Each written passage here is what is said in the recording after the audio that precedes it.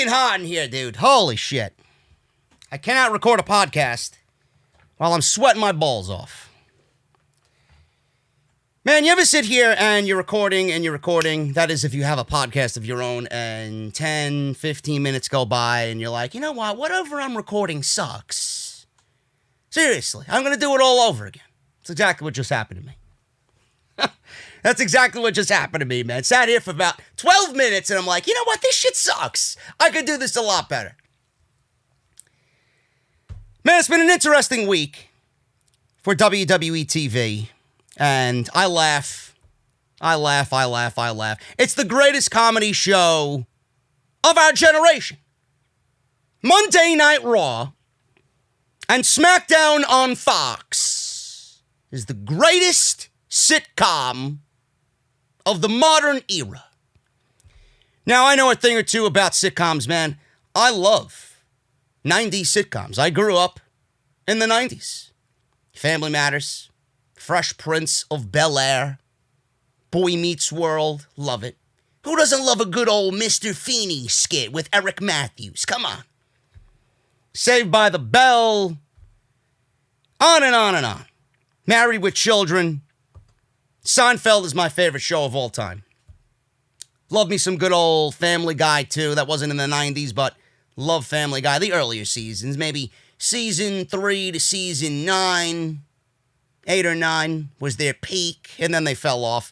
Still kind of funny every now and then, but, you know, I'm surprised they're not up for cancellation nowadays, you know? But WWE is the greatest sitcom of the modern era. After this week, no doubt about it, man, they are the undisputed kings.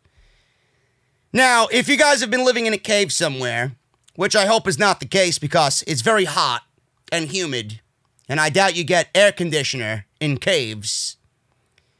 But if you guys have been living in a cave this week and have stayed off of social media and have stayed off the dirt sheets, listen to this. We're going to go through the entire spectrum of WWE's week, from allowing fans in attendance. There were actual fans in attendance. If you guys watched the show this week, there were fans in attendance, friends and family. They weren't like you and I, but they were friends and family in attendance at Monday Night Raw. And they were going to be used from Monday Night Raw on to build WWE's portfolio of, hey man, it's safe to come back to our shows. Please come in. Which we'll divulge and kind of jump into as the podcast goes on. But legit fans were allowed in the arena on Monday. From there, we went to WWE tapings on Tuesday, being postponed as there was a second positive case of CV-19 from NXT, a developmental talent, a trainee, a recruit, tested positive for CV-19, which then led to a story about Kevin Dunn administering to everybody an edict that no masks were allowed at WWE tapings, which then led to WWE obviously talking about this report and responding to those reports about face masks. Maybe I should send them a couple of my own. Got some face masks for you. Which then led to WWE rewriting TV because of the CV-19 positive test from NXT. Which then led to the WWE roster not being happy to see friends and family being invited to the TV tapings. Which then led to a major WWE superstar saying, Vince, peace out, dog. I'll see you later, bro. He wasn't coming back. He refuses to work the TV tapings. So Kevin Owens is not going to be at the TV tapings, which then led to the ultimate reason why WWE wants to act as if nothing exists. Their stage 4 plan of bringing fans back for the summer. So when you want to know why Kevin Dunn doesn't want people wearing these, folks, their masks on WWE TV, it's all for the greater good of the business. The roster, the health of the roster, the health of the roster's family and friends and everybody involved with them doesn't matter. It doesn't matter to them. All they want is one perception and one perception only, and that is, it is safe to come back to a WWE show in the middle of a pandemic. That's all it is. We're going to go over that today on the podcast. That is the major story. The pathetic business model of WWE is showing how they really do operate and what their real mentality is when it comes to the people that are actually employed on that payroll. On top of that, today I got some SmackDown news. Obviously, the SmackDown report, the ratings report from Friday, the go-home show for Backlash, which featured AJ Styles and Daniel Bryan in a great, not 5-star classic, I'd say a 4-star classic. Can't have a 5-star classic when there's 5 commercial breaks, man. Sorry. Not going to happen. Styles and Bryan for the Intercontinental Championship. We'll go over that and what happened on that show. Fox legitimately not happy about the Sheamus and Jeff Hardy urine storyline on SmackDown. And then the Forgotten Sons are going to remain forgotten on WWE TV. I also have news on Backlash, what Vince actually changed at Backlash, being that he just fired Paul Heyman before they taped Backlash, and a concrete story on Edge and his bicep tear at Backlash, how long he's going to be out, and what WWE should have done in his absence. And what I'm about to tell you does not involve Christian at all. You want to write some good TV? Why don't you be creative and use the resources that you have? Simple. So we'll go over that on the podcast today. Oh, listen to this one. Bully Ray. Bully Ray says Edge and Randy Orton was an 8-star match at Backlash. I think he had 8 too many chair shots to the fucking skull for him to actually admit that. So that's your show lined up today, folks. Grab your cold beverages. Don't go nowhere. It's going to be a good one. Believe me. This is Off the Script. Thank you guys so much for joining me here. It is Friday, June 19th, 2020, and this is episode 331, part number 1 on your Friday. I'll be back tonight for SmackDown, as always, so look forward to that tonight as we start building towards Extreme Rules. This is Bruce's second show of the week. I can't imagine it being better than the first, but maybe he'll surprise us. Probably not, though. So make sure you guys tune in to SmackDown tonight, and I'll be here all weekend with Off the Script, so you guys have a lot to look forward to. I want to shout out Merch Labs, and I want to shout out Mouthmasker, guys. They are working with me. It is a collaboration between the two, and we got these off-the-script masks. Now, I'm not really a big mask guy. Never have been a big mask guy. You're not going to be seeing me wear masks outside when I'm roaming around outside, or you're not going to see me wearing a mask inside my house like a fucking bunch of marks for the mask. But I wanted to get the masks made because, A, they're great quality. So they sent me this demo, and they wanted to show me how the quality was, and I love it. I think it's great. You can't go nowhere without a fucking mask. You need masks to go to the supermarket, to Walmart, to Target, to the pet store, to the malls that are opening up. You know, God forbid they're going to start having you wear it in the gym when they open up. To go get a haircut, you're going to need some masks. So clearly, you're going to need the masks, okay? So if you guys want to go get your off-the-script masks, I'm going to give you a special link down below. You guys can go and get it today. It is mouthmasker.com/OTS. It's going to be the way of life for now until we don't need them anymore. But if you guys want something that's substantial, if you guys want something that looks great, that feels great, that fits nice on your face, and representing the podcast, you guys can go and get it today, man. I think it's awesome. So go and get yours today. mouthmasker.com/OTS. Simple. Go and get your mask today. Follow me on social media, man, at JDfromNY206. That's on Twitter and Instagram. Thank you to the 31,000 followers on Twitter, and thank you to the almost 9,000 on Instagram. Love you guys. Keep up the great work on social media. If you missed anything that I uploaded previously this week on the channel, Monday Night Raw, which was absolutely horrific in every sense of the word, man. I think I went off for almost an hour and a half complaining about Monday Night Raw on a Monday night. Usually I'm here for an hour. Extended that by 30 minutes because that's how bad it really was. Monday Night Raw. Dynamite with my boy Jesse. Go and check that out. NXT Well worth your time this week is the NXT review. 30 minutes I rant on how Vince McMahon is slowly changing NXT into Monday and Friday night. So you don't want to miss that. Go and check it out. And obviously I'm here for Friday, and I'll be back tonight for SmackDown. But if you missed anything I uploaded on the channel, links are down below in the description of this very video.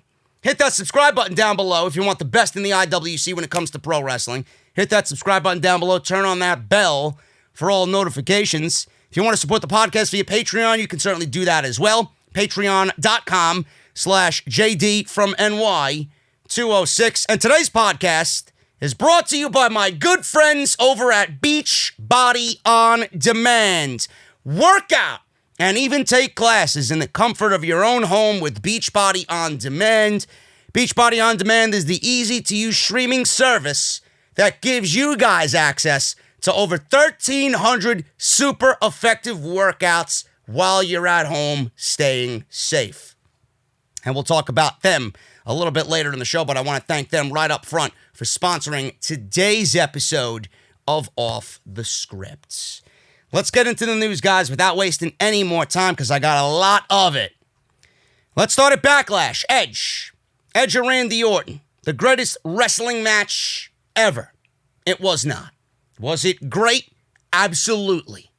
If you guys are sick and tired of what you're seeing now with the modern product, if you guys are sick and tired of the modern way that pro wrestling has kind of transformed itself into flips and dives and flips and dives and this and that cool shit, flippy shit, dancey shit, gymnastic shit, then this match was for you. I thought it was great. It was a real testament to what Randy Orton could really do. Still great. Always been great, but really not my cup of tea is Randy Orton. Works too slow of a methodical pace, but he's got that old school mentality, which is there's nothing wrong with that. It's perfectly fine. Edge. On Edge's behalf, this was his first match, his legit first wrestling match, one-on-one, since he got hurt 9.5 years ago. He's had the Royal Rumble, he's had his WrestleMania match. This was his legit first wrestling match. Outside of all the hokey shit that I could have done without, the crowd enhancements, the fact that WWE enhanced the crowd while we just watched a 2.5-hour pay-per-view where everybody was very lukewarm in their reaction, and then all of a sudden I got to hear these people obviously piping in audience during Backlash. Did not really like. I thought it was very cheesy. It didn't take me out of the match, but it was always there as, are these people for real type of mentality when I was watching it. That's all I question. I mean, are they for real? Starting chants of this is awesome and holy shit and fight forever. I'm like, give me a break. Give me a break. Then they had a beautiful homage to Howard Finkel. During the beginning of the introductions, we had Howard Finkel announcing Randy Orton. We had Howard Finkel announcing Edge. Obviously, clips of earlier matches in their career. And then we had the drop-down boom mic from Madison Square Garden with the MSG logo. It's hokey. That stuff was hokey. Howard Finkel, I'll never say anything bad about ever. So hearing Finkel, I mean, he's better than everybody still actively employed on that roster that does that same job. But that stuff is hokey to me. It tells me that, yeah, you marketed this as the greatest wrestling match ever, and you got to go to these lengths. You got to go to this extent to really do that. Why are you trying so hard? And I look at it as a way of, if you're trying so hard, then you really know that this isn't going to be the greatest wrestling match ever, or you're obviously overcompensating for something. So I looked at it in a different way. Now, I look at it also in a way, after the fact, with Orton and Edge having a great match. It was a great match. But I also look at it in a way that WWE looked at all of the reaction coming out of WrestleMania. And it was really a jab at the fans because they put so much time and effort into Edge coming back, and they built this storyline with him, and then the match sucked, and then everybody in WWE knew that the match sucked. Edge and Randy Orton were blocking everybody on social media who said the match sucked. I was a casualty on Edge's behalf because of this. I didn't like the way that they marketed the greatest wrestling match ever. I thought it was a slap in the face. I thought it was an inevitable feat for both of these guys. It still was, because it wasn't. But I tried to look at the bigger picture of it, and I'm like, maybe this means this is the greatest wrestling match ever for Edge. or the greatest wrestling match ever for Randy Orton.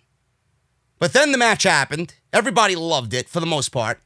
And I know WWE looked at all the reactions and said, fuck you guys.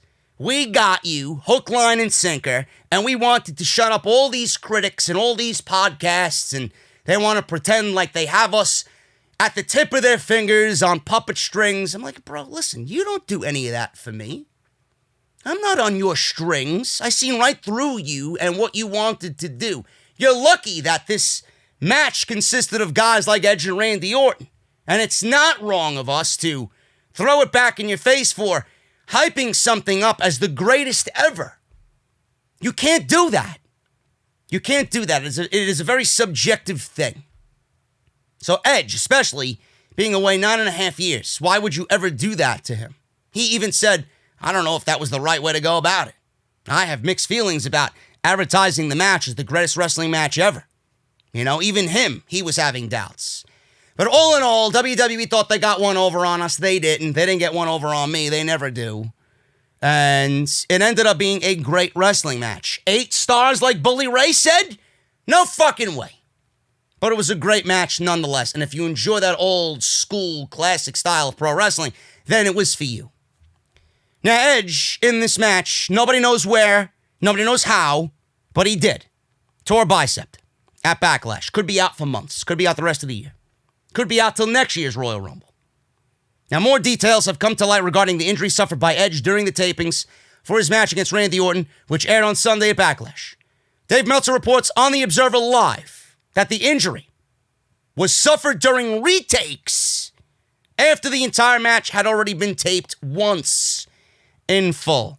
Hence why you don't have really anybody noticing the injury in the match. The exact spot it happened isn't known, but it is speculated that it could have been when Edge came off the top rope and took an RKO from Orton.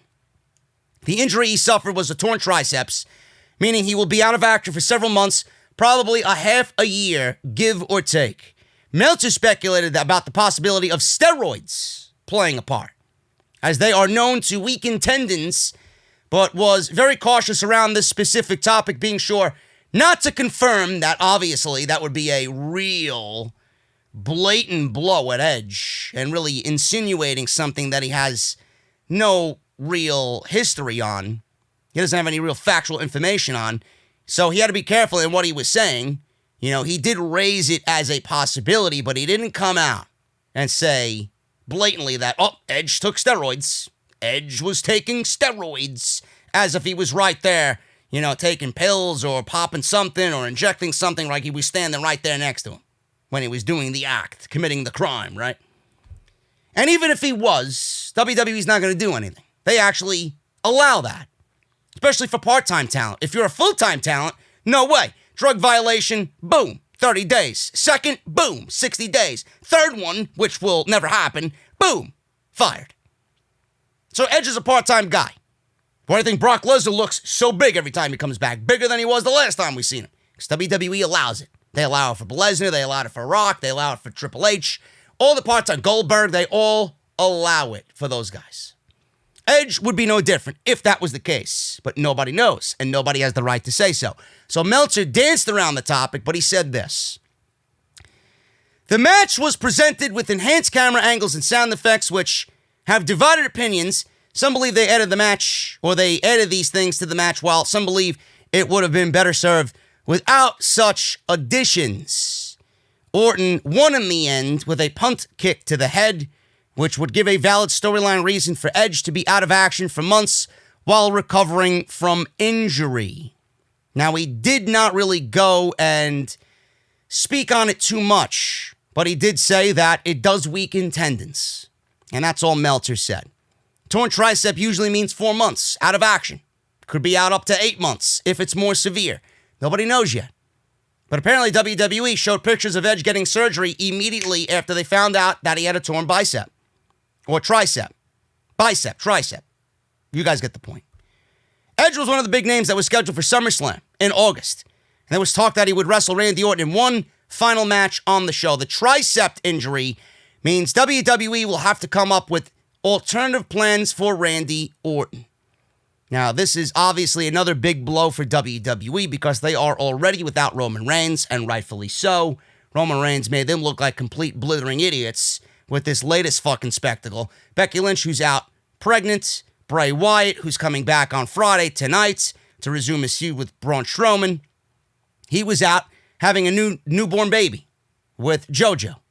So he'll be back. Reigns is out due to CV-19 concerns. Lynch is out pregnant, like I said, and Wyatt just had a newborn baby, so he was home with the family, but he'll be back tonight on SmackDown. A lot of big names out for WWE. Now, I don't know why everybody is surprised that Edge is injured.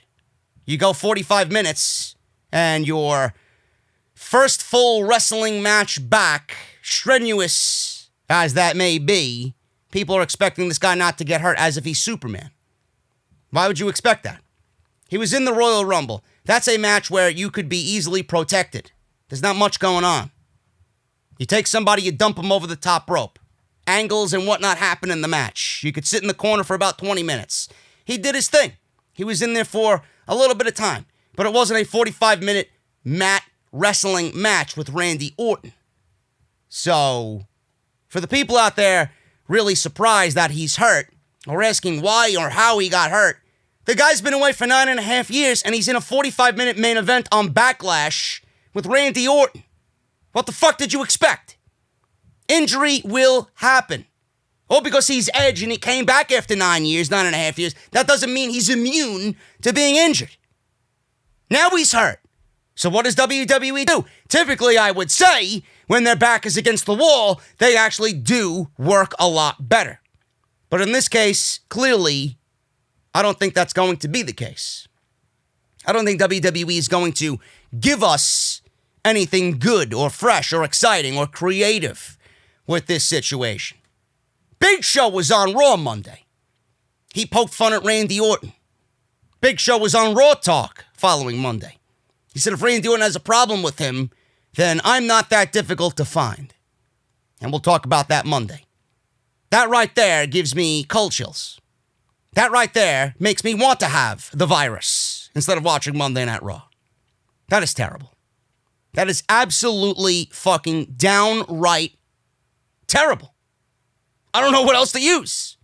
I don't have any other words that wanted to come out of my mouth, in my vocabulary. Terrible. Can you imagine Randy Orton in the Big Show in a pay-per-view match in 2020? Then they had Christian on Monday. Oh, but JD, it's continuing the story with his best friend. Okay.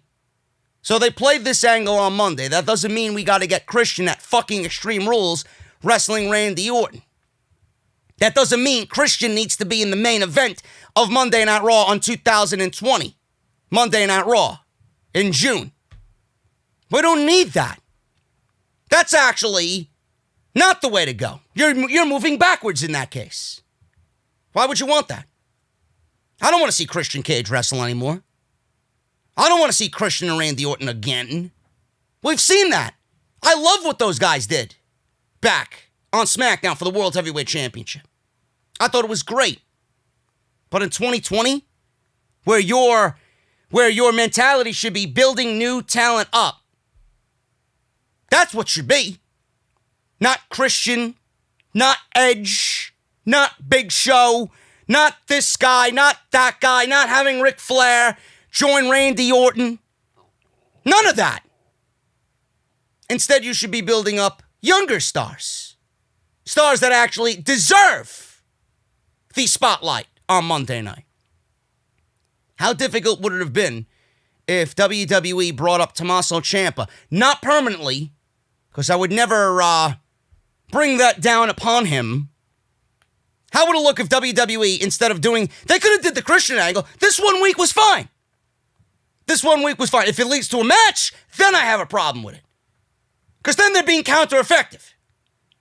WWE wants to bring up Tommaso Ciampa after this situation and build off the tension that they had on social media, and Ciampa comes up and fights for Edge during this situation and takes on Randy Orton in Edge's absence. I'd be all for that. Now, that doesn't mean bring Edge, back into the storyline. I guess Edge can come back into the storyline when he wants and get that one win back over Randy Orton. But don't rush it back when you got someone like Tommaso Ciampa in there that could do all the work for you, if not better than Edge. The Christian thing was fine.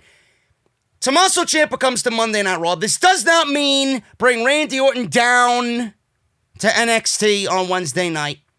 That doesn't mean use Randy Orton's legend status to bring a rating in on Wednesday night. Then that just makes WWE desperate. Why don't we bring Ciampa up to Monday night, have him show up on Raw, you get spotlight on Ciampa, you get spotlight on NXT, he's feuding with Randy Orton, those guys could go back and forth on the microphone, and I'm sure they could produce one hell of a fucking match. And that could be your SummerSlam match. You don't need Edge, you don't need Christian, you don't need Orton to be the only one selling this storyline. Tommaso Ciampa has spoken very heartwarmingly about Edge. Is that even a word? I just made it up. I don't even give a shit.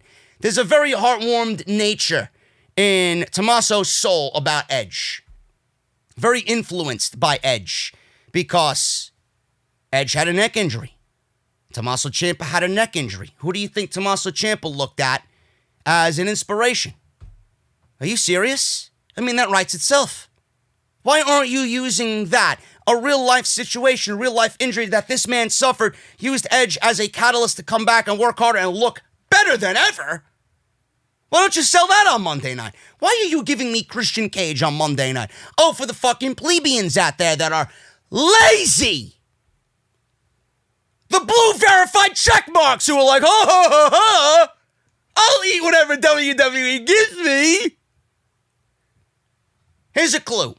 Use your fucking brain. God gave you one for a reason. Or did he give you a brain to suck WWE cock so you could get ahead? Why do I gotta sit here and do their job better than they do their own job? Why do I gotta sit here and do my job better than a blue verified check mark? Use your creativity. But I'm not surprised. 98% of the community doesn't have one. Doesn't have creativity. Simple. I just gave WWE weeks worth of storyline going into SummerSlam. Are you going to start paying me my royalties? Clearly, you can turn something that Vince McMahon didn't want into something that he may want. You could take something that Vince McMahon didn't want and turn it into something the fans will want. Any other questions? Class dismissed. Simple. I stand by that. This only works if Ciampa is on Raw. Not permanently, because who the fuck wants to be on Monday Night Raw? Really? Oh my goodness, man. Seriously, I'd rather go swimming with fucking alligators than be on Monday Night Raw if I'm a pro wrestler. I'd have a better chance of surviving that than I would with Bruce. Unreal. So that's that. Edge is out. Edge is out. He will be back, but it's going to take a while. But we don't know. WWE also, I just want to let you guys know, WWE could be holding this information hostage because they don't want you to know when Edge comes back. If they gave you a time frame of, yeah, Edge is going to be off 8 months, then you know, 8 months. Now, they could always bring him back. They could always bring him back in 4. They could lie. They've done it before. Oh, this guy's going to be out for 8, 9. John Cena had the same injury, came back in 3 at the Royal Rumble, won the Royal Rumble in Madison Square Garden. They could do that, or they couldn't tell you at all, and he comes back like that. Maybe it's not as serious as everybody is reporting it's serious. Maybe he comes back. Maybe we get the Ciampa-Orton match, and then we get Edge and Orton right at SummerSlam, on time, like they planned. We don't know. We don't know. WWE is very, very sneaky. They're very sly. So I wouldn't trust them at all. But he's out, and he's out. Simple. Use Tommaso Ciampa instead of Christian. You did the thing with Christian, so move on to something else that's a little bit more in with the times instead of going back into the fucking time machine and bringing names back from the past to sell your goddamn fucking show and boost a 2 rating. Oh my goodness. Monday Night Raw went from a 1.7 to a 1.9. Look at that. JD's gotta be pissed. Pissed. You're still below 2. This is the bread and butter of WWE, and you're still below a 2. Failure. And I smile. I love it. Moving on here, man. Moving on. We got Vince McMahon. As always, our favorite comedian, Vince McMahon. You know, the same guy that's been showrunner on Raw for about 29 years. Same guy. He wants to know why Monday Night Raw isn't generating a bigger rating. Look in the mirror, pal. He'll be looking at you right in the fucking eyes. Following the removal / firing of Paul Heyman from the Raw creative team, it was reported that Vince McMahon made changes to several matches at Backlash. Dave Meltzer reports on Wrestling Observer Live that one of those matches was Asuka versus Nia Jax for the Raw Women's Championship, which saw both women counted out for the finish with no decisive winner. He also noted that although this may be expected now anyway, McMahon will be making few changes to Raw later this week, moving on into the future. And he doesn't have any use for Heyman's ideas, of course. He didn't have any use for Heyman. He's going to have use for his ideas? Are you fucking kidding me? So yes, that goes hand in hand. Now this week's Raw and SmackDown are being taped, or they were taped. So Raw obviously was taped. We don't have Raw for next week because of what happened. We got SmackDown, which was taped on Monday. So we got Raw, obviously, which was this past Monday, and then SmackDown, which you guys will see tonight. And it's quite handy that this week's shows weren't taped in advance ahead of the pay-per-view, given McMahon made some changes to the finishes, because there are probably situations where a lot of stuff didn't make sense if that was the case. So they weren't taped in advance ahead of the pay-per-view, given McMahon made some changes to the finish. One of the biggest differences that's been reported between the philosophies of Vince McMahon and Paul Heyman is that Paul Heyman was very focused on building new stars, while McMahon is more keen on using names who are already stars. So we'll see if that means anything, and we'll see what that means moving on into the show's future for the remainder of the summer. I talked about this briefly on Monday Night Raw, which still angered me. It was still angering me. It was still permeating on Monday's review of the podcast. Vince McMahon is, let's do it now. I don't give a shit about the future. Paul Heyman willingly sacrificed ratings to get young talent over. But when Vince seen that the ratings weren't going in the way that he wanted, he pulled the plug on everything Paul Heyman was doing and Paul Heyman himself. There is a tale of two cities here, folks. Clearly, Paul Heyman was never going to write the show that Vince McMahon wanted. He was never going to be left in charge to run Monday Night Raw. That's why Bruce is there. Bruce is going to write a show that Vince McMahon could look and skim over and be okay with it, because he knows Bruce is going to write a show that Vince would write. Paul Heyman would never write a show that Vince could just skim over and say, you know what, send it out there, give everybody a script, let's hit the airwaves at 8 o'clock. It's not going to happen. It's not going to happen. And Paul Heyman wasn't family.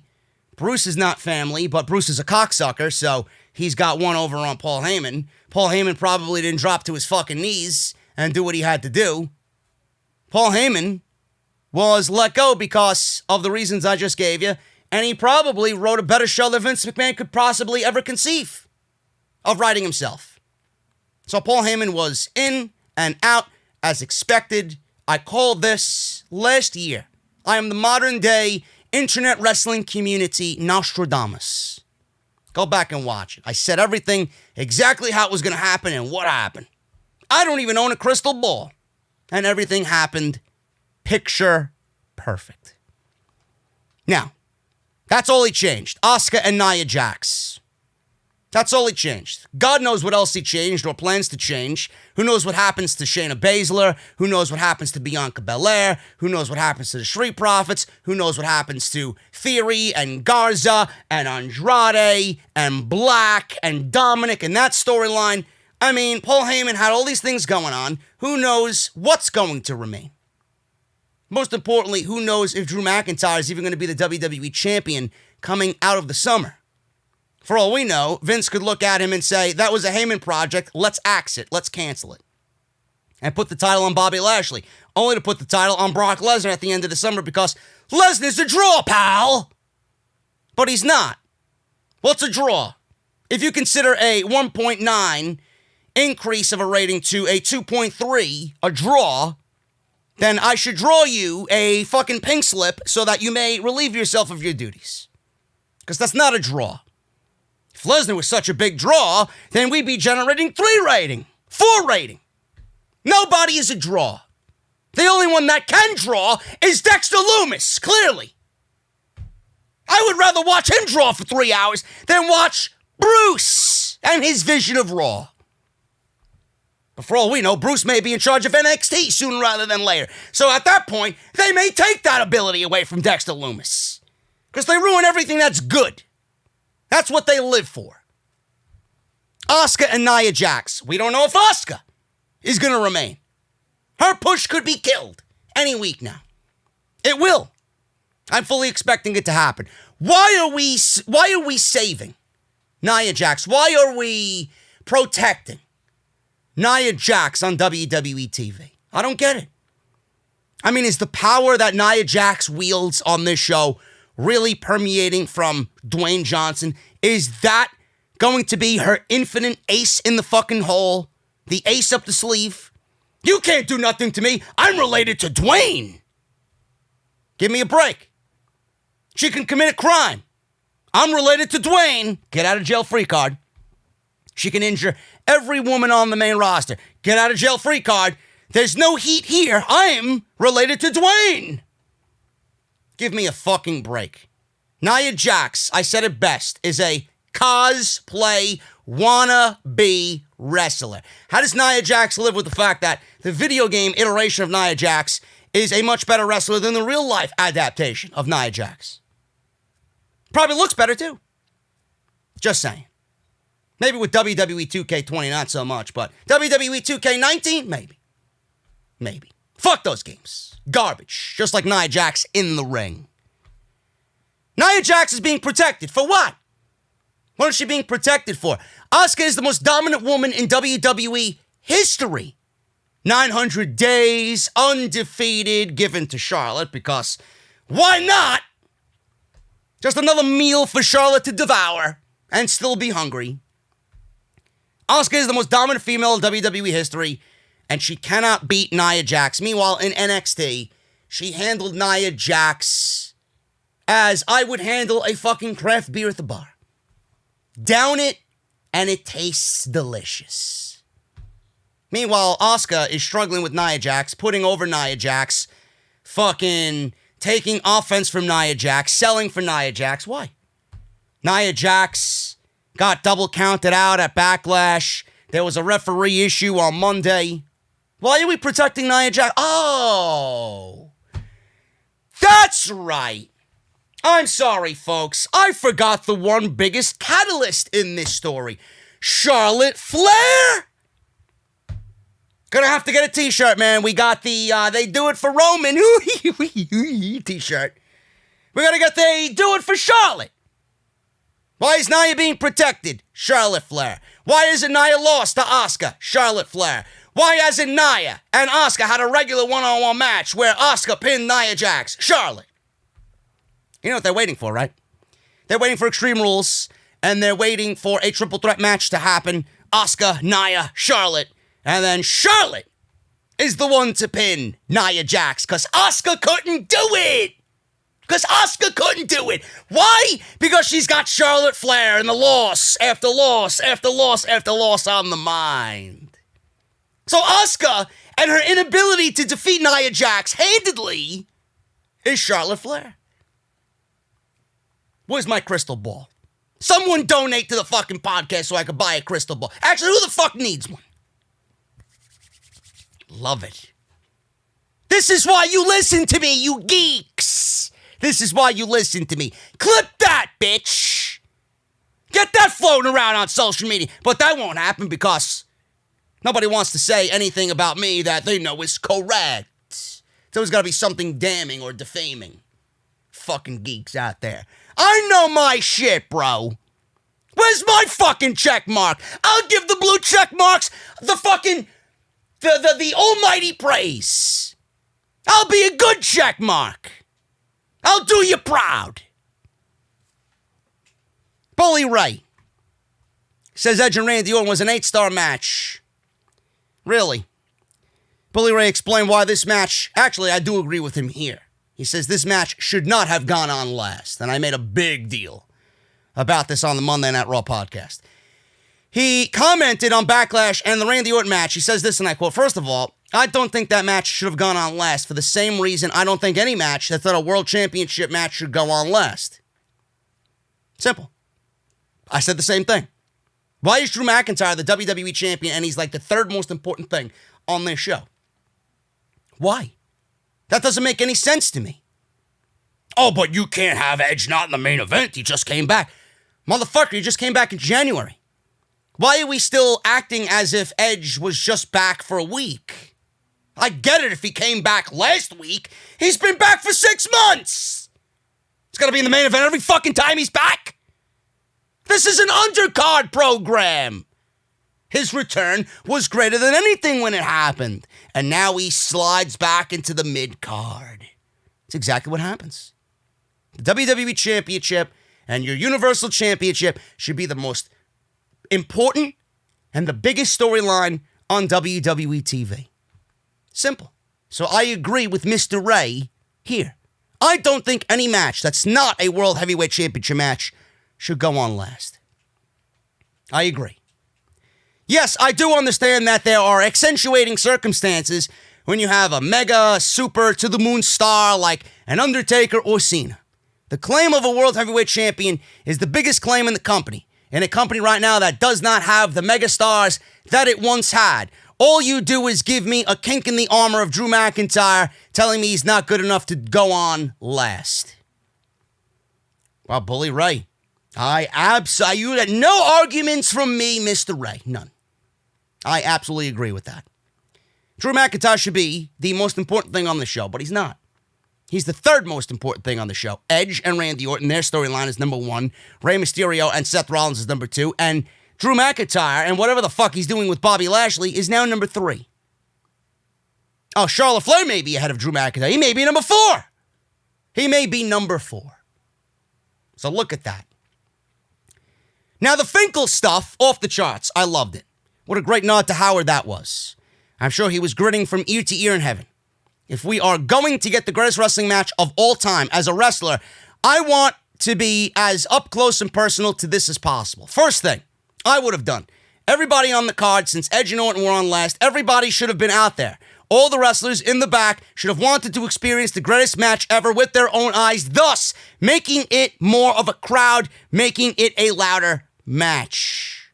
Or a louder crowd for the match. Again, I agree. This is a excellent take here from Bully Ray. Excellent. I'm surprised I didn't come up with that. That is, I don't think anybody came up with that logic. He did. Normally I shit on these guys because they're WWE shills and marks. But this is an excellent take. Absolutely agree. If you're marketing the greatest wrestling match ever, then the people in your company should want to be out there to watch the greatest wrestling match ever. And everybody loves Edge, and I'm sure everybody there per storyline would like to see him get his revenge on Randy Orton, right?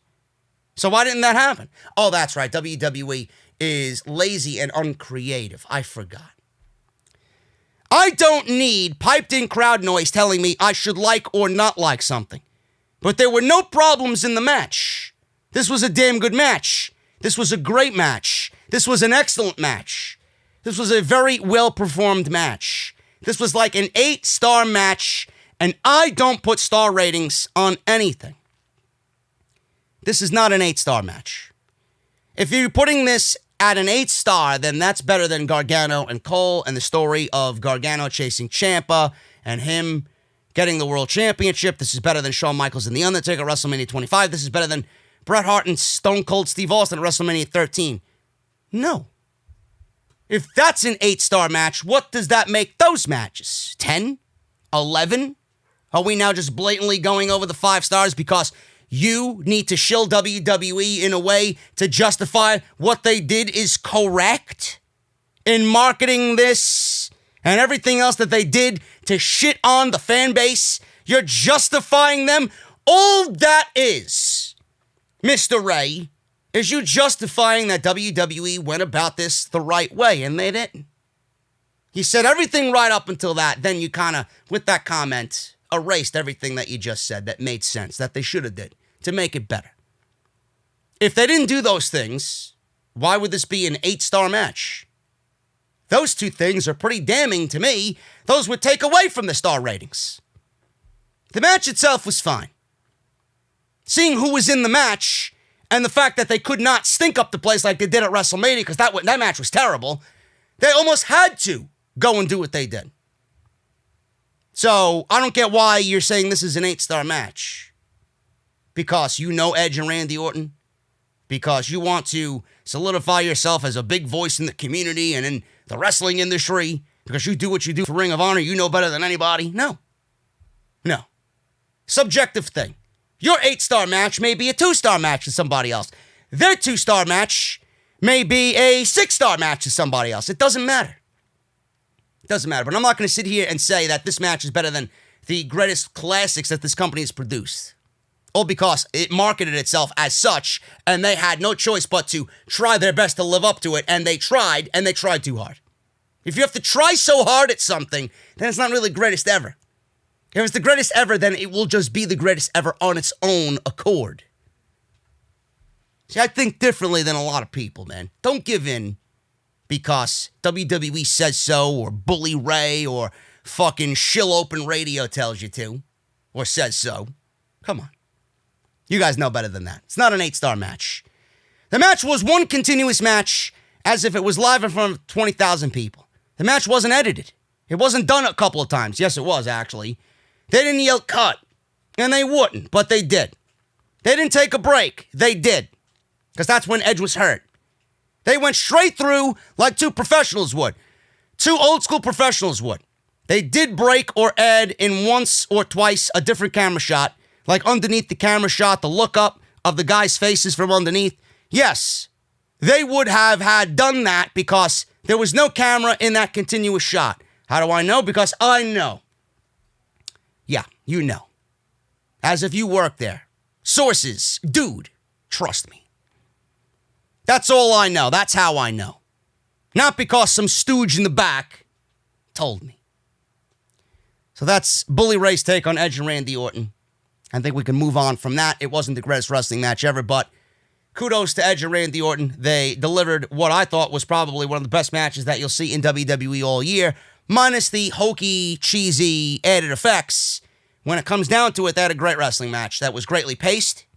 It was a take on the old school, and if, like I said, you enjoy anything from the era of that type of wrestling, then you would have enjoyed this. If you don't like much of what's going on now, then you would have enjoyed that, no question.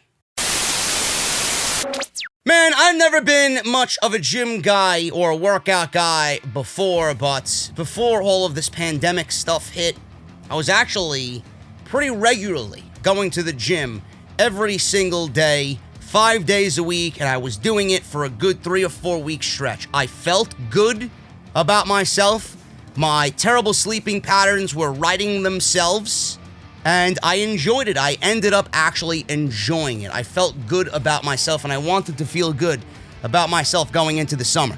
Now all of that disappeared, and we've been home for quite some time. But that doesn't mean the workouts have to stop. That's why I am here to tell you that today's podcast is brought to you by Beachbody On Demand. It is the easy-to-use streaming service that gives you instant access to over 1,300 super effective workouts suited for anybody at any time. The secret to getting results is getting started. Now, if you guys don't know much about Beachbody On Demand, listen to this. They got a history of success. This is the company behind P90X, Insanity, and 21 Day Fix. And they got the best trainers that you could ask for. Get motivated by celebrity super trainers you know like Tony Horton, Joel Freeman, Jericho McMatthews, and Autumn Calabrese. They got the best programs, hundreds of effective workouts for all fitness levels, ranging from bodybuilding to weight training to cardio to yoga and even dance workouts. And you can work out on your schedule. Workouts as short as 10 minutes that don't require any extra equipment. In the time it takes you to drive and park at the gym, you could be finished with your workout using Beachbody On Demand. Also, the best part about this is you can access anywhere, and anytime. View on your computer, web-enabled TV, tablet, smartphone, Roku, Apple TV, Chromecast, and more. This is the best deal in fitness today. Listeners of Off the Script can try it absolutely free. Absolutely free, guys. Now, I want you guys to try this. I tried the cardio stuff because I love keeping up and keeping my cardio at certain levels. So I tried this already. I tried their cardio workouts, and I think it's great. And I usually don't like working out at home, but this was really good for me to keep up on my days when I'm not recording. If I need something to do, I pop on Beachbody on demand, and I get my cardio workout on. I love it. So I want you guys to really try this service because I enjoy it, and I would never give you guys something that I don't think you can benefit from. And I want all of us to look and feel good going into the summer months. Right now, my listeners can get a special free trial offer membership when you text SCRIPT to 303030. That's all you guys have to do, guys. Seriously, text SCRIPT to 303030. You will get full access to this entire platform for free. All the workouts, the nutrition information, and support totally free. Again, just text SCRIPT to 303030, and I want to thank my good friends over at Beachbody On Demand for supporting and sponsoring today's Off the Script. Are you guys ready for the comedy show? Because I know I'm ready. I know I'm ready, man. Let's get this started. Let's laugh our asses off at Vince's expense. Legit fans were allowed back inside the WWE Performance Center for the latest set of tapings on Monday. Meaning that Monday had Raw. We had fans in attendance. SmackDown tonight, we're going to have fans, legit fans, in attendance. These are friends and family of the people that work in the WWE. So you're going to have people that you have not seen before on TV. They're going to look like fans. They're friends and family, mixing it in with the NXT Performance Center talent that's already been acting as a fan base for these PC shows. Now, it was quite a monumental step for WWE during the CV-19 pandemic. Legitimate fans were in attendance for the latest TV tapings as of Monday. If you notice people were behind plexiglass that were not talent, you were not alone. I noticed it immediately. I'm like, who is that guy? Who is she? What are these people doing here? Are they finally opening up the Performance Center to regular fans? It, of course, was a small group, and a portion of the crowd was still made up of Performance Center talent, NXT talent. It has, however, that they were indeed been reported to be friends and family of the wrestlers and staff. Now, Monday, WWE taped Raw for this week and SmackDown for this Friday. And Tuesday, they were supposed to tape next week's shows. It has also been reported that WWE is looking into holding non-televised live events again with fans before the end of the year. But we'll have more details on that a little bit later. Now, when the pandemic first hit and WWE was forced out of the arenas, it held shows in front of no crowd at all inside the Performance Center. Luckily, in recent weeks, the company realized how much that took away from shows and made the decision to add Performance Center trainees to ringside behind plexiglass. Then things quickly turned into a nightmare for WWE in every sense of the word. Now, they were late to the party here. WWE was late to the party. They could have been doing what AEW was doing, but they refused to do so because they need to be the leaders in sports entertainment, and they can't follow the lowly, all elite wrestling television show and do what is right and do what is cool to make this show look a little bit better than it was and follow protocol. We'll do things our own way because I'm Vince McMahon. I'm the Messiah. Go get me a Coke, Kevin Dunn. Scratch my balls, Bruce Pritchard. It turned into a nightmare, folks.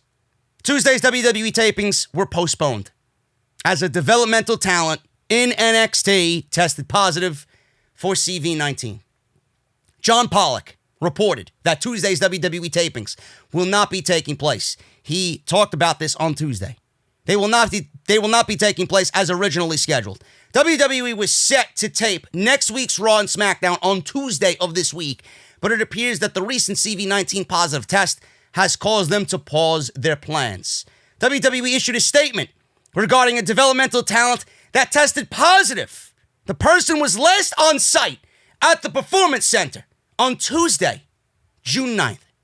Brian Alvarez noted on Wrestling Observer Live that the WWE developmental talent who tested positive for the CV-19 was someone who wrestled on television.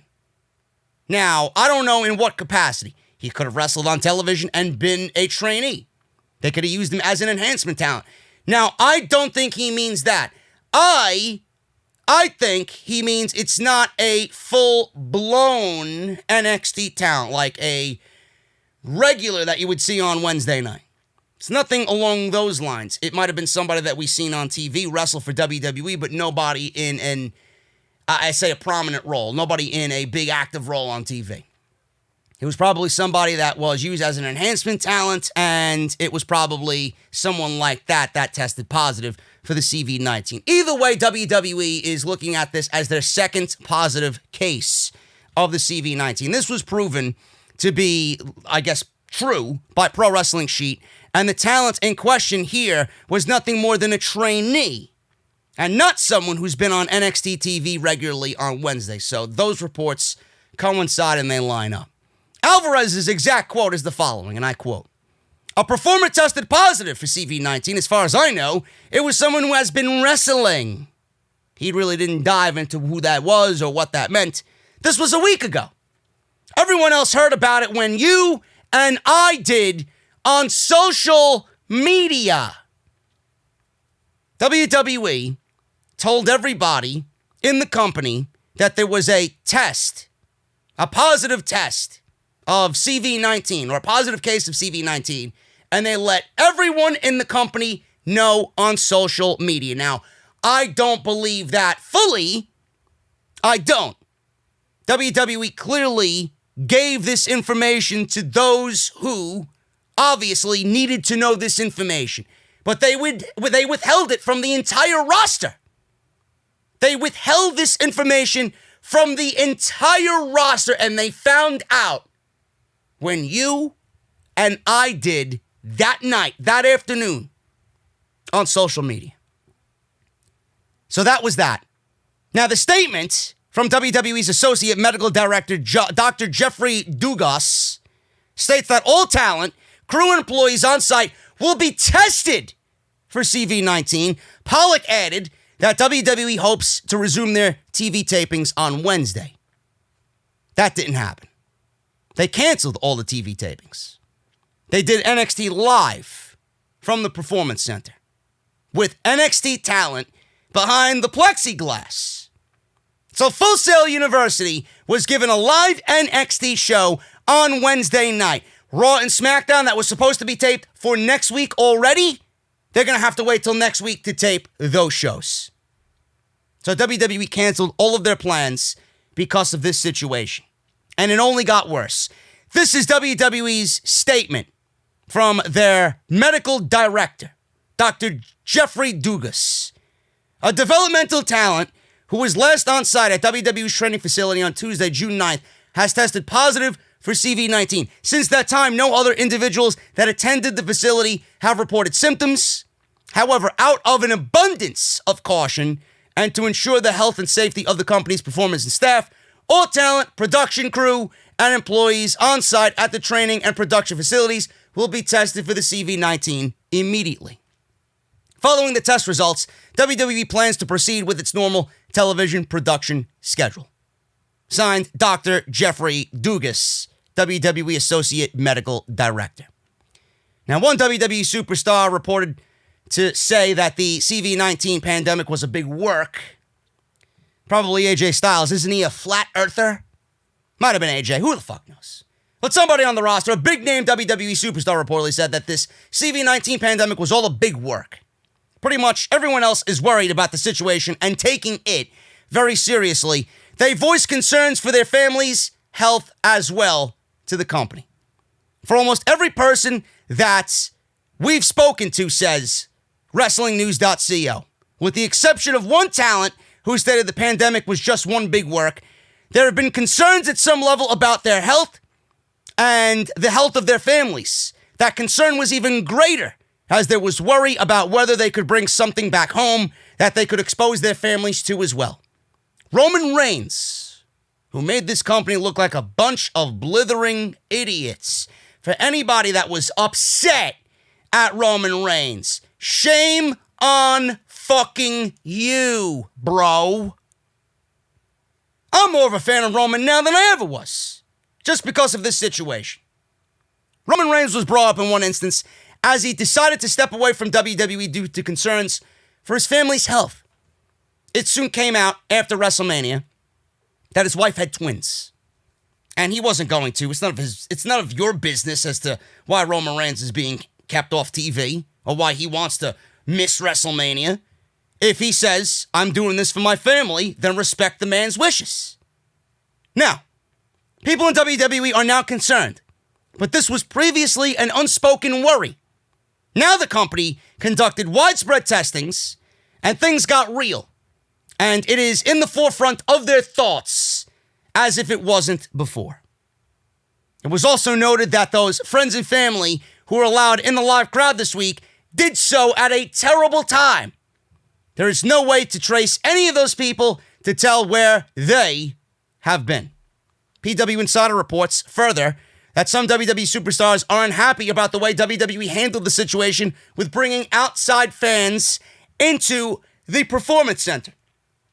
Those individuals are impossible to trace, especially in a situation where contact tracing might be imperative.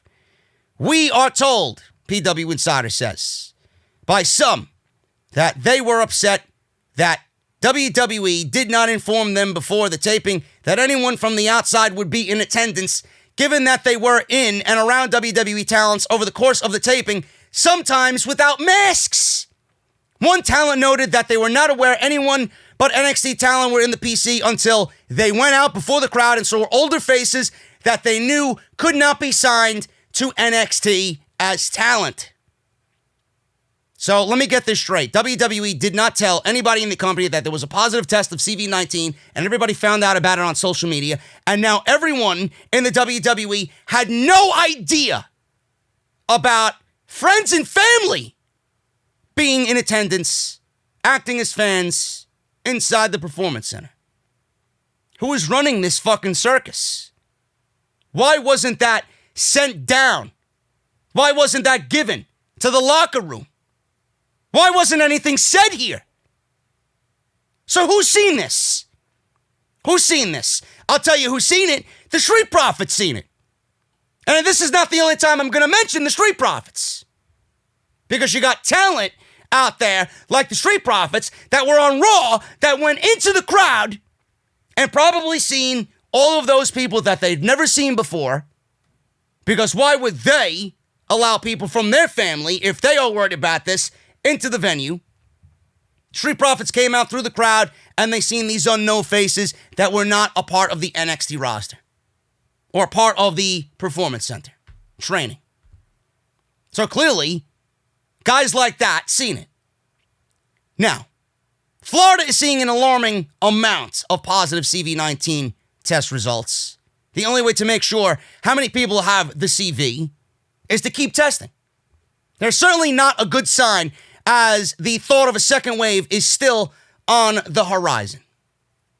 PW Insider's Mike Johnson is reporting that the majority of the wrestlers he's spoken to within the WWE are worried for their health at this time, except one who claims the pandemic is a big work. That wrestler went anonymous. Here's what Johnson had to say on the matter, and I quote, "For almost every person that we've spoken to today, with the exception of one talent who thinks this is a big work, friends and family are our concern. The concern was now greater, as I mentioned before." So Roman Reigns stepped away. Obviously, Roman Reigns and the thought of Roman Reigns and the thought of this and the reason why he walked away is now at the forefront. So that's what Mike Johnson said. Coronavirus is still a pretty big deal right now, with 8 million people across the globe believed to have been infected by the virus, with nearly 500,000 of those people tragically losing their lives. Johnson would go on to say the following about the one person he spoke to within WWE who believes the virus is a work. And I quote, "I want to stress that there have been some who we've spoken to who shrugged at this entire scenario over the last 24 hours, feeling it's overblown, especially the one person who's, as noted, feeling this pandemic is a huge work. The following was given by WWE as a statement following the positive test result on Monday. WWE said this: a developmental talent who was last on site at WWE's training facility on Tuesday, June 9th, has tested positive for CV-19. Since that time, no other individuals that attended the facility have reported symptoms. However, out of an abundance of caution and to ensure the health and safety of the company's performance and staff, all talent, production, and crew, employees on site, training, production facilities. Following the test results, WWE plans to proceed with its normal television production schedule. That is what Dugas said in regards to this situation.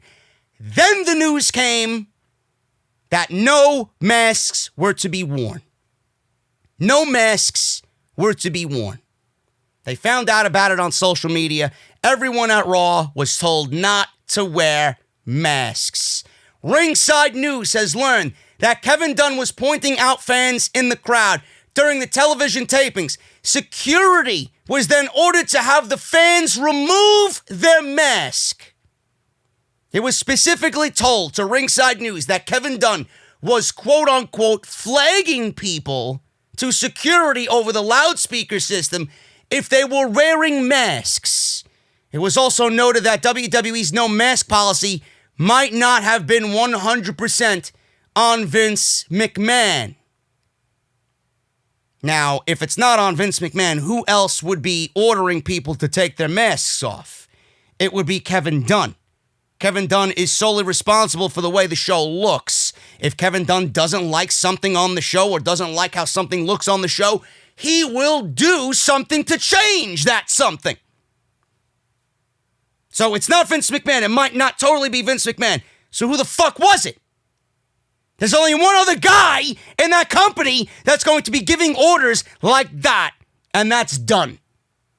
Kevin Dunn is the one who ordered people to take their masks off.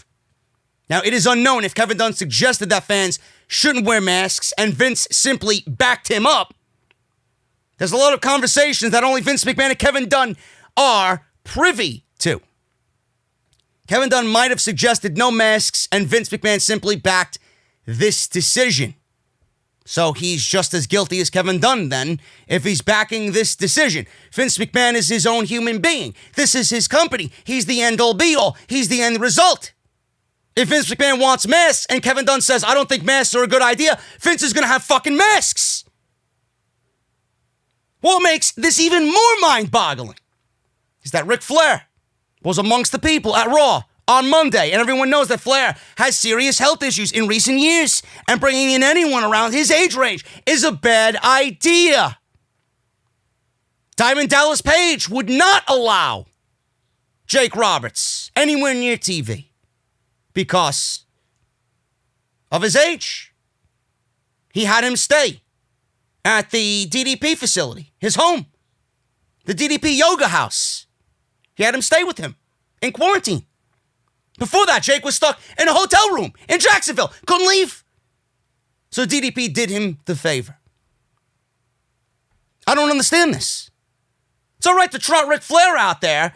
Guy is all over the place, living life like he should be doing, but you got to be mindful of the guy's fucking health.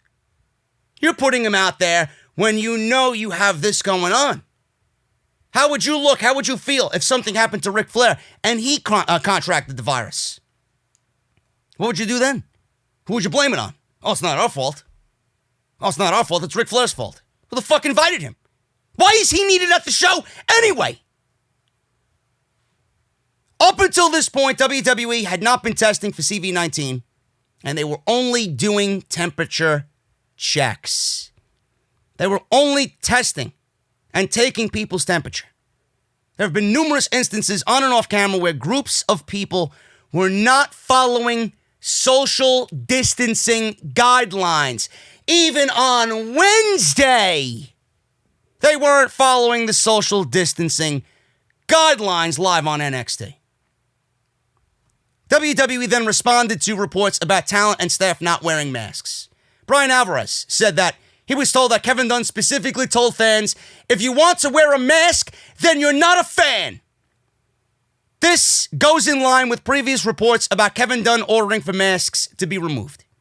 Additionally, Alvarez stated that Dave Meltzer told him that WWE fans said this, if you want to wear a mask, then stay home.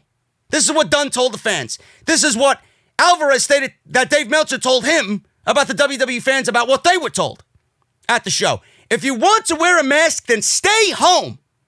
WWE really doesn't want to see masks on television, Meltzer added. It was initially reported following Raw earlier this week that the fans in attendance were not permitted to wear masks by WWE higher-ups. However, John Alba, who was a local Florida reporter, is claiming that fans who attended the show that he was able to speak to said that they were not prohibited from wearing masks by WWE and did not feel pressured into wearing them at all. John Alba says this on Twitter. New. Multiple fans in attendance at Monday's tapings tell me they were not told they couldn't wear masks. Several reports in the last 24 hours have indicated that they were told they couldn't wear them. WWE has released the following statement to me and at My News 13 on the matter. In response to the story from earlier on claims that talent, staff, and fans were not asked to wear masks, the company issued the following statement to WrestlingNews.co. This is the WWE statement, and I quote, fans have not been in attendance at WWE events since March 13. Yesterday, a select number of friends and family were permitted to attend WWE's production. Those individuals were required to participate in medical screenings prior to entering the closed set at our training facility and were kept apart from in-ring performers and production personnel. Okay? Attendance was below 20% capacity, and social distancing guidelines were adhered to with at least 6 feet between parties, thus face masks were not required. I don't even know where to begin here. I really don't even know where to begin. First of all, John Alba is in WWE's pocket. Okay? He's a local news reporter in Florida that will go out of his way and is clearly in WWE's pocket. What do you expect John Alba in Florida, where WWE operates, to say? Is he going to agree with Meltzer and Alvarez? Of course not. He's going to shill whatever response WWE wants him to shill. So if Meltzer and Alvarez and all these other people in the community are expressing that Kevin Dunn told people via the PA system not to wear masks, that they're not allowed, what do you think WWE is going to do with somebody, a reporter in Florida, that they have in their back pocket? What do you think they're going to tell him to say? Oh, that's not true. Have this guy go out there and say, fans were not pressured in any way. They were allowed to wear masks if they so choose. Really? You expect me to believe that garbage, that shill-like response from fucking John Alba, a local Floridian reporter? Are you fucking serious? Meanwhile, if you use your own fucking investigative skills, geeks, if you actually watch the fucking show and take off the fucking WWE cocksucker glasses you're wearing, you'd realize that everything about this show is down to a T. Down to what Kevin Dunn wants. Let me rephrase this. This is Kevin Dunn's show. He wants it to look a certain way. He wants it to sound a certain way. You mean to tell me that I'm not supposed to believe a report about Kevin Dunn saying what he said? You ask me to believe John Alba saying fans were not pressured at all. If they wanted to wear masks, they could wear a mask. They didn't say that. Meanwhile, you watch Raw, you watch SmackDown, you watch NXT. I don't know if Kevin Dunn directly has anything responsible to do with NXT. But if you watch Monday Night Raw and SmackDown on Fox, look at everybody in attendance. Look at everybody the way they're standing. They're not even sitting. They didn't even allow these people to have fucking chairs. They did not even give these people chairs to sit down, yet they require them to be in attendance for 10 hours a day just so that they could use these warm bodies for presentation on TV. They don't even give them chairs. Every one of these people are wearing a WWE licensed merchandise shirt from WWE shop. They are told what to do. They are told where to stand. They are told how to cheer. They are told how to boo, who to cheer, who to boo, how much noise to make, how little sound there needs to be on TV during a certain segment. Yet you want me to fucking believe that Kevin Dunn didn't say what he said? Correct me if I'm wrong. Doesn't WWE sell masks on WWE shop? Just like the t-shirts in the fucking crowd that everybody's wearing from WWE shop. Would it have been so difficult to fucking promote the goddamn masks on TV? The answer is no. It would not have been that difficult. Now, I'm not for masks, but I know when masks are necessary. Masks shouldn't be mandatory. Masks should be recommended. But you're in a closed environment. And you're allowing friends and family now in attendance. Masks should be mandatory. It's not like they're outside on the beach doing this, doing that. Now you're allowing friends and family back in. How does anybody see this to be right in the company? How could you defend this shit? So you willingly, I'm asking you, you want me to willingly believe that the report about Kevin Dunn getting on the PA system, saying that masks are not allowed, you want me to sit here and tell you that that's not true? Look at the fucking show. Look at how fucking programmed the entire show is. Look at how scripted the show is. Look at how micromanaged the show is. Everything is down to a T, the way Kevin Dunn wants it to look. And you mean to tell me that this man didn't come on the PA system and give orders not to wear masks? This is the same guy that came on the PA system to tell everybody that they're not NXT talent, they're recruits. This is the same person that gave all of these recruits no access to catering. The same management team. He's a part of that management team. The same management team that gave these recruits no access to the talent. Meanwhile, they're working for the talent at these shows as fans, quote unquote. No access to the talent, no access to catering, no chairs. They were told to bring their lunches from home and eat in a separate tent away from everybody else as if they're in a fucking boot camp. Are you with the WWE family or not? By the sounds of that, they are not family. They are not a part of the show. You're there and you do what we say. So again, I ask, you want me to believe this report? You want me to believe John Alba? Give me a fucking break. John Alba is a WWE cocksucker. He's a shill. Give me a fucking break. Open your eyes and look at the show that you're watching. It's not that difficult to figure this shit out for yourself. And this bullshit statement here about masks. Staff and fans were asked not to wear masks. Yes, they were told not to wear masks. Why do you think that is? Then they want to release this bullshit statement. Training facility, closed set. The fans were kept apart from the in-ring performers. Are you fucking serious? Are you serious? The in-ring performers were kept away from the fans and production personnel. Correct me if I'm wrong. Did I go blind? Did I hallucinate during Monday Night Raw? Did I not see the Street Profits walk through the crowd and start high-fiving everybody in the crowd, being tailed by a fucking cameraman? Were the fans wearing masks? Were the Street Profits wearing masks? Was the cameraman wearing a mask? I don't know. All I know is I see the fucking cameraman walking backwards as the Street Profits coming forward, and they're walking through the goddamn crowd. So please tell me how this is legit. The fans and the in-ring performers and production personnel were kept separate. Attendance was below 20%. Social distancing guidelines were adhered to, and everybody was 6 feet between each other. Bullshit. Bullshit. This is absolutely fucking ridiculous. If you believe anything here about this nonsense, you are a complete fucking buffoon.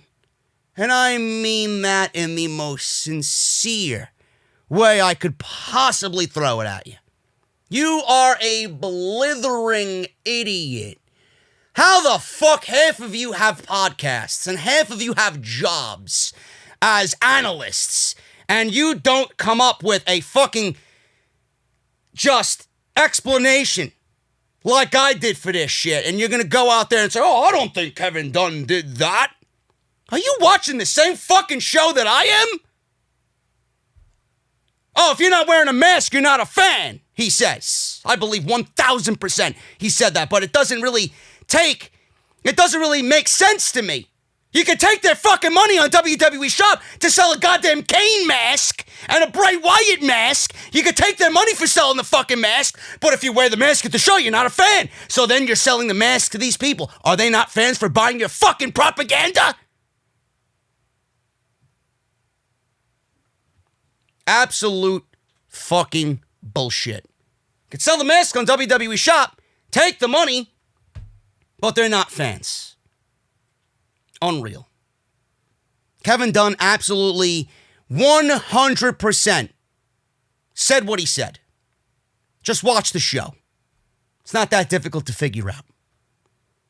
CV testing caused multiple rewrites for WWE TV. Of course it did. Of course it did. Because this now gives Vince McMahon 28, 48, fucking 73, 96 hours, whatever the fucking case may be, to change the goddamn show. Who's backing out? Who tested negative? Who tested positive? Who's not coming to work now? Gary Cassidy. He's actually someone on Twitter who deals with WWE. I don't know where he's from, but he's on Twitter. A lot has been reported about the TV tapings, and Gary Cassidy has revealed on Twitter that the CV testing has meant there have been several amendments made to the scripts for this week's show. So Gary Cassidy says this, at Wrestling Gary. I don't know where he might be one of these UK geeks out there. I don't know. I've been told yesterday some WWE employees had to wait for up to 3 hours to undergo CV-19 testing. WrestleTalk can also say and report that there have been multiple rewrites for this week's programming. This has been corroborated by Ringside News, who had the following to say on Twitter. And I quote, Ringside News has learned that multiple rewrites were handed out for today's taping. It's unclear exactly what WWE is changing around, but Vince McMahon is calling for more changes to be made. WWE then canceled the day's worth of tapings because their CV-19 testing was a complete mess, with results not coming in fast enough. The highly reputable WrestleVotes on Twitter. Their account posted a tweet earlier in the day, that day, showing the response to a text message that they sent asking the state about the Performance Center and how it was looking. Needless to say, it was not good, with the sender calling it a full-blown clusterfuck. WrestleVotes says, and he says this, and I quote, presented without comment. A mess at the PC today. Then the guy texts back and says, how can I put this nicely? A complete, unbelievable lack of leadership, full-blown clusterfuck. They should be embarrassed. A total clown show. This tweet came after the news that WWE had canceled their SmackDown tapings. WWE has taken a lot of heat this week after one of their performers tested positive for CV-19, which we found out was a WWE NXT recruit. Details began emerging about how WWE had forbidden the use of masks from their crowd and had started integrating non-WWE personnel into their crowds. WWE has also not been doing testing for the CV until recent positive diagnosis. They only had taken people's temperature with everybody that's come into the building, taking temperatures. Meanwhile, promotions like UFC and AEW had done full tests at each of their shows upon entry every single week. You know where I'm going with this. This led to WWE wrestlers not being happy. WWE wrestlers are not happy to see friends and family invited to the Performance Center. WrestlingNews.co stated the following. I was told the same. Friends and family were back at the PC today, and there was a lot of unhappiness about this amongst the wrestlers. One wrestler told me that there was already uneasiness about working the tapings with developmental talent acting as fans. But at least those wrestlers were not traveling across the country and largely staying together in the same area. That is not the case with the friends and family, and the feeling is that there was no need for them to be there as the risk of spreading CV-19 increases with more unfamiliar people in the building. End quote. To be clear, there were some people who were not bothered by any of what happened this week or the last few months and are just happy to be back at work. But one superstar, like I said, already came forward and said, hey, this was a work. And there was another superstar who just refused to work the tapings altogether. Kevin Owens. Kevin Owens refuses to work WWE tapings amongst all of the COVID, CV-19, I said it, fuck me, I might get demonetized now, CV-19 chaos at the Performance Center. Now, the latest update on Kevin Owens comes from Dave Meltzer, who reported on Wrestling Observer Radio that Kevin Owens' wife, his wife's grandfather, passed away from CV-19 in the past couple of weeks. With this death in the family, and the talent recently testing positive for the virus, his family became concerned about him working the TV tapings where someone had just tested positive. The impression that Meltzer received is that Kevin Owens will be back during the next round of TV tapings, so he might be gone only a week. And Meltzer says this, and I quote, Kevin Owens will not be on this coming Raw because he opted not to stay. He lives in the area, but decided not to come. They were told that if you don't want to come, you don't have to come. And his wife's grandfather just passed away from CV-19, like within the past couple of weeks or so. So the family was concerned, obviously, with him working with someone who might have CV in the building. My impression is that he will be back on the 29th, so I think he's just going to miss 1 week. End quote. Although not confirmed, the belief is that the former Universal Champion will be back at the next set of tapings for Monday Night Raw, which is currently set to take place on June 29th. When the virus first started to spread in the United States, the company told talent they did not have to work if they felt uncomfortable with it. So let me get this straight. WWE told people that they did not have to come to work if they were not comfortable working in the environment, yet they ordered people to work, yet WWE was taking titles away from Sami Zayn, and they were upset with Roman Reigns, and they instilled fear in everybody as if you don't come to work, you're not going to get your spot on TV back. If you don't come to work, we're going to possibly release you. And they felt that their jobs were in jeopardy. They felt that their jobs were in jeopardy if they did not abide by WWE wanting them to be there. If you weren't a team player, then WWE is going to look down on you. So clearly everybody was going to abide out of fear. WWE also claimed that any talent who decided against working would not be punished for their decision. Yeah, let's go ex Sami Zayn why he was stripped of the Intercontinental Championship. Why he wasn't fucking punished. Sounds like to me you took the title off him. That sounds like a fucking punishment. Obviously, with the ratings being low and the company also losing top stars such as Roman and Becky, they would like to have Kevin Owens on television. Tough shit. Tough shit. If Owens doesn't want to work, then Owens doesn't have to work.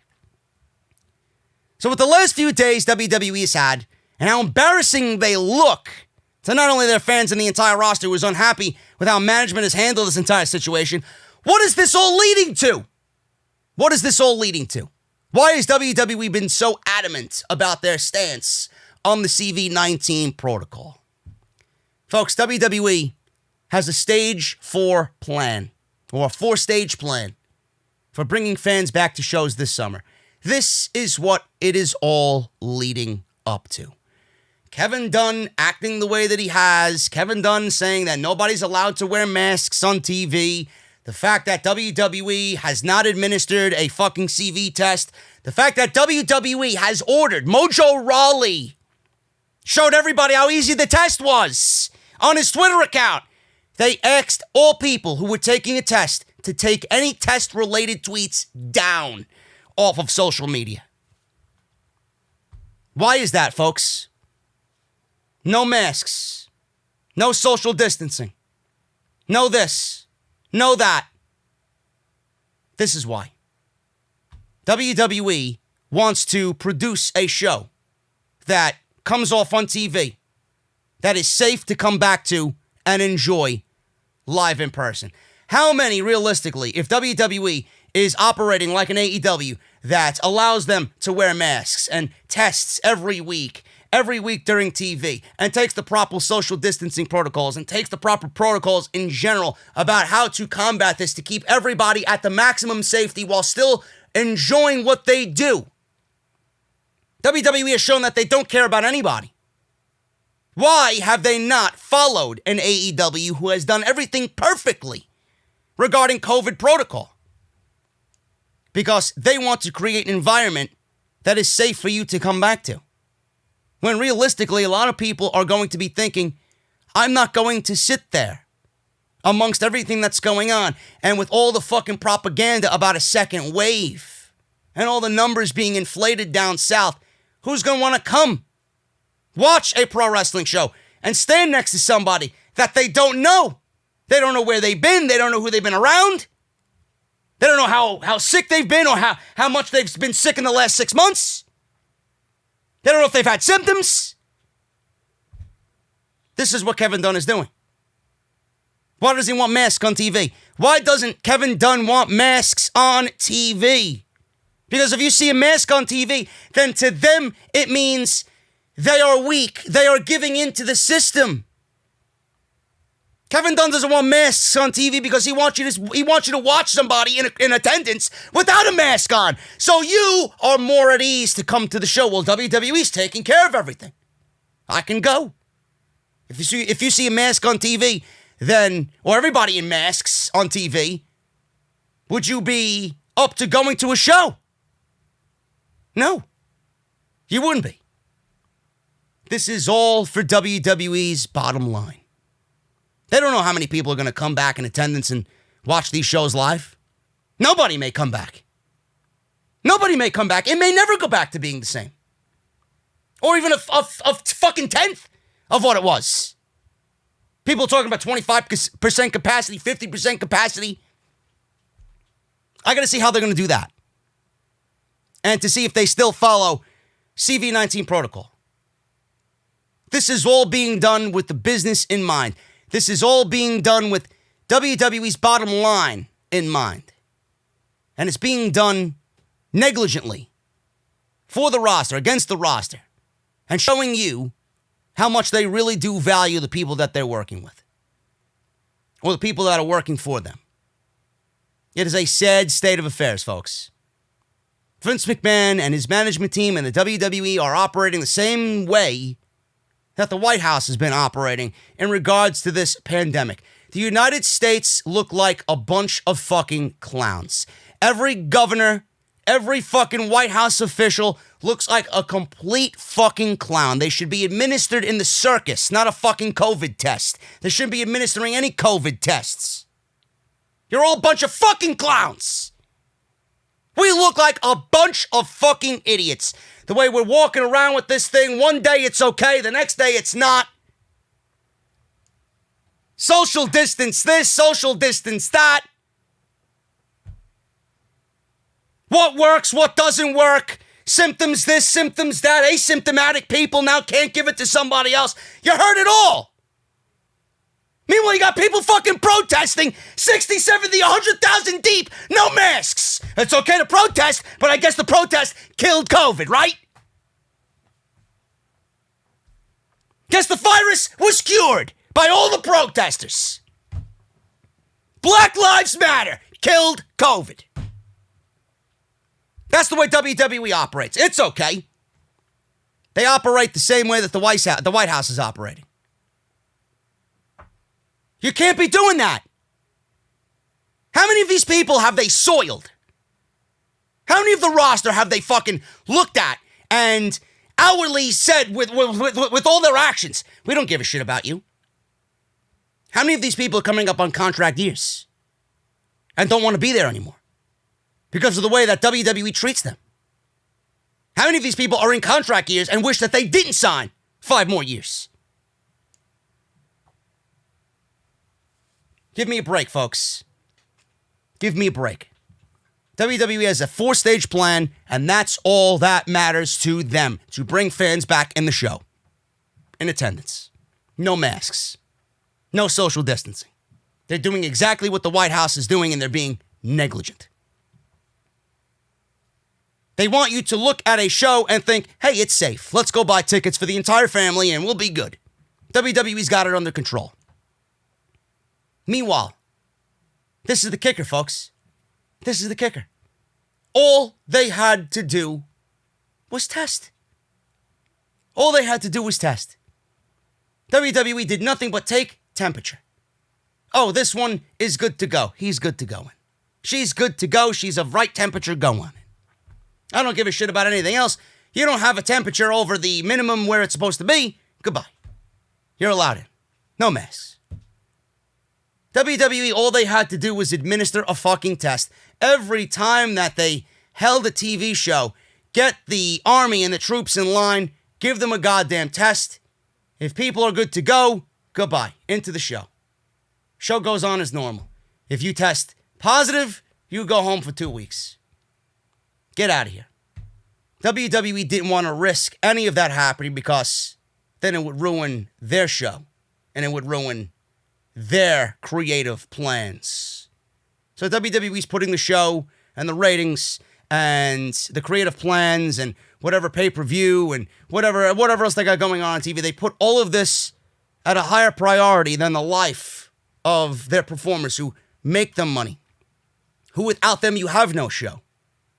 For their friends and family, for their wives, for their kids, for their grandmothers, their grandfathers, right? You're willingly putting everybody at risk for what? When all you had to do was test. That's all you had to do here. And even when you tested, you still don't want to test. Tony Khan was praised by AEW management, by AEW's roster, because of how he made everyone feel safe. He doesn't allow anyone in or out without a goddamn test.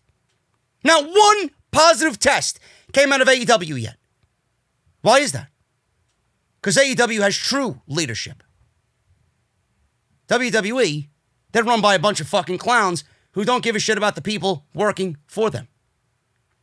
This all led to WWE wanting fans back in attendance. Stage 4 plan looks like this. We got phase 1, which we've already started to see this week. Starting to bring in friends and family, talent, performance center trainees. These fans were tested for CV-19 at the tapings on Tuesday along with everyone else, following the positive test result that came out on Monday.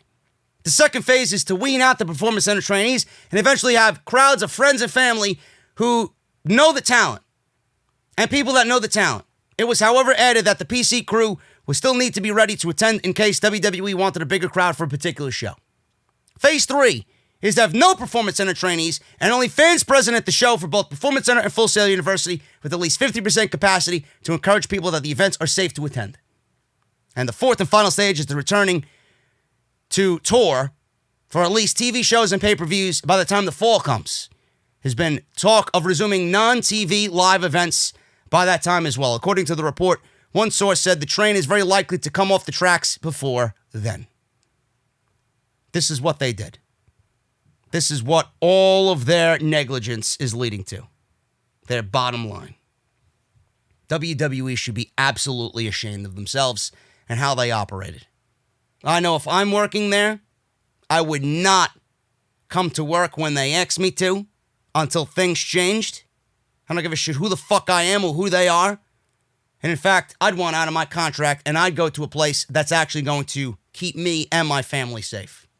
Because WWE clearly is not the place for any of that to occur.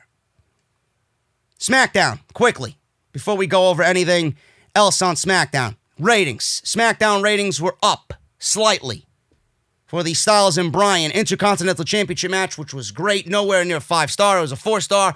Can't give a 5-star match to a commercial break 5 times in a Intercontinental Championship final. The final number is up from the overnight on Saturday morning. The show averaged a 2.065 million viewership on Fox. The number, like I said, was up from the overnight, which was a 2.016 million viewers. The number is also up 4% from last week's final SmackDown viewership of 1.984. So that's the rating for SmackDown.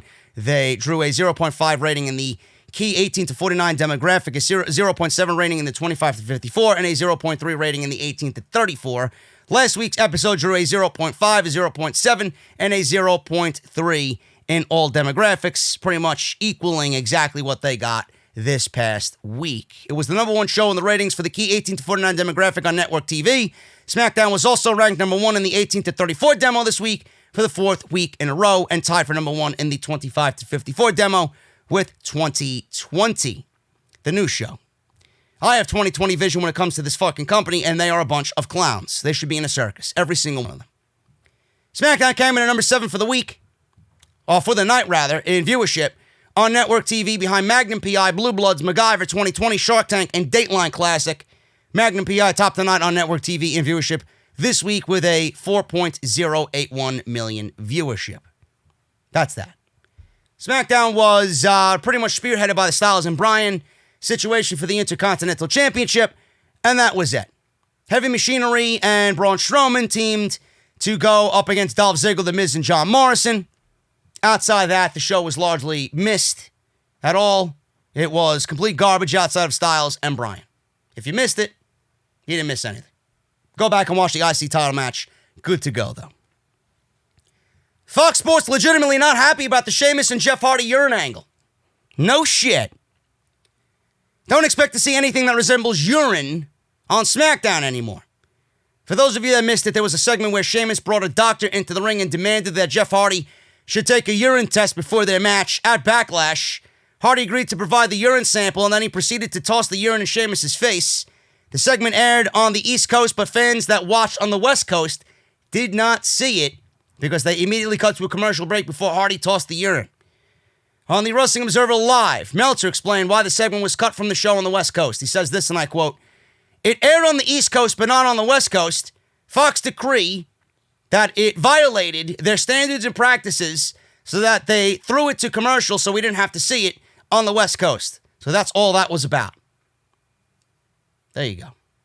So there you go. Bruce and Vince coming up with risque storylines, toilet humor storylines here. As noted, in 2006, Shawn Michaels tossed urine in the face of Vince McMahon. WWE even wants to do this type of segment again, then it would have to be on Raw, because it's been made clear to them that it cannot happen on Fox again. Should not even be a fucking thing on television, period. Never mind fucking Fox. After all that Fox has been put through with WWE, with all that they've seen, with all the failures they've seen already in this half a year contract with WWE, this is what they're upset about? This is what they're upset about. Jeff Hardy throwing urine in Sheamus' face is what they're upset about. Bro, I have a laundry list of things that you should be upset about, and this is not one of them. Come on, get with the fucking program. Get with the program. Forgotten Sons will not be on the program. They actually had plans halted. They were in line for a major push, and that has now come to an end.